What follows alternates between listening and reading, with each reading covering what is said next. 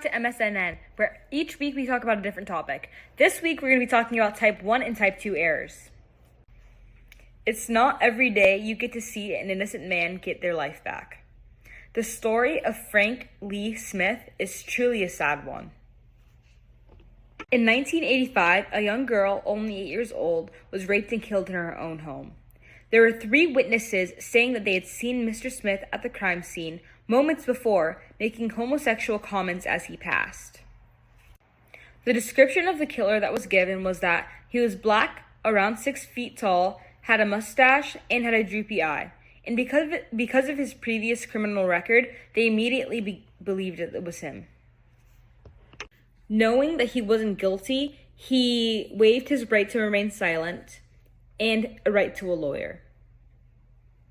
It wasn't until one of the witnesses saw a new picture of different suspects that they requested a DNA test, which was 11 months too late. Mr. Smith tragically died of cancer. Later on, they did find the true killer, Eddie Lee Mosley. Because of Mr. Smith's untimely death, his family was able to sue, getting $340,000. However, this does not make up for the loss of a life and 14 years in jail. Now on to Hannah, the much less satisfactory story of our jury system.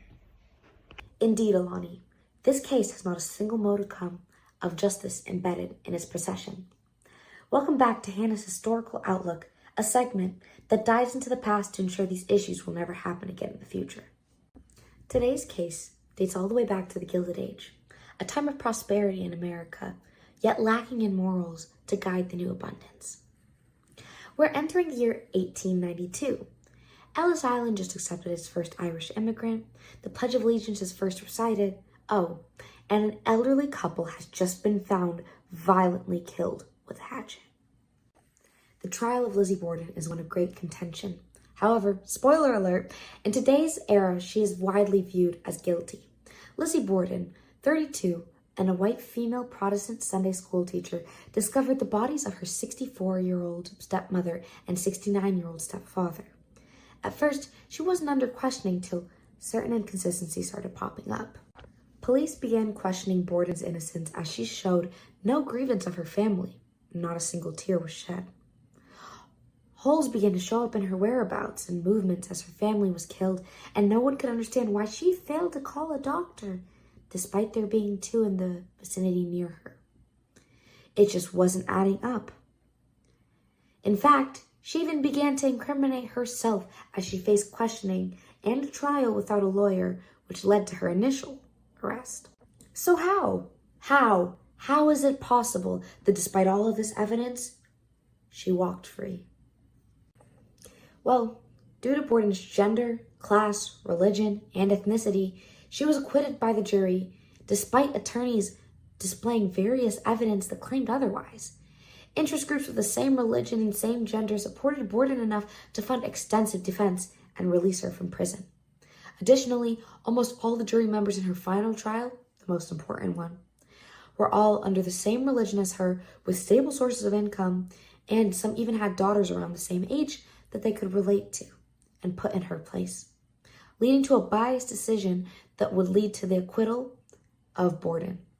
Moreover, faulty logic encouraged untrue stereotypes and followed the case as lawyers claimed Borden, as a woman, would never have the strength or nerve to commit such an heathenly act.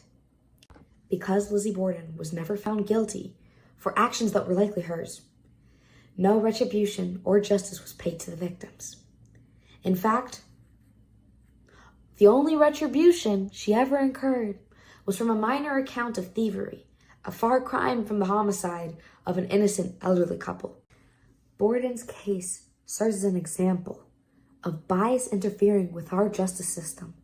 It warns us to not let us favor those who seem similar to us over the facts of the case at hand, or else a guilty perpetrator, or perhaps an innocent one, as Aolani spoke of, might just be let off the hook or falsely imprisoned, as Lizzie Borden was let off the hook in the Gilded Age.